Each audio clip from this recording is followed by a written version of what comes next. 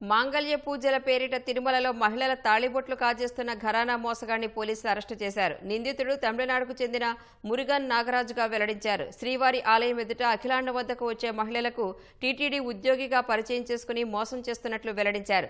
మాంగళ్య పూజలు చేస్తే భర్తకు కుటుంబానికి మేలు జరుగుతుందని మాయమాటలు చెప్పి తమిళనాడుకు చెందిన ముగ్గురు నుంచి మంగళసూత్రాలు కొట్టేసినట్లు పోలీసులు చెప్పారు.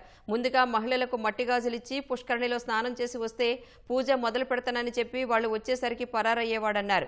బాధితుల ఫిర్యాదుతో రంగంలోకి దిగిన పోలీసులు నిందితుడిని అదుపులోకి తీసుకున్నారు. 13 లక్షల విలువైన బంగారు ఆభరణాలను స్వాధీనం చేసుకున్నారు. తమిళనాడు రాష్ట్రము మదురైకి చెందిన నాగరాజు అనే వ్యక్తి గత 35 సంవత్సరాలుగా అమాయకమైన తమిళ మహిళల్ని మాంగళ్య పూజ పేరుతో మోసం చేసి వారి వద్ద బంగారు ఆభరణాలు దోచుకుంటాడు. ఈ విధంగా అతను 1987లో తిరుపతి CCSలో ఒక కేసు నమోదైంది.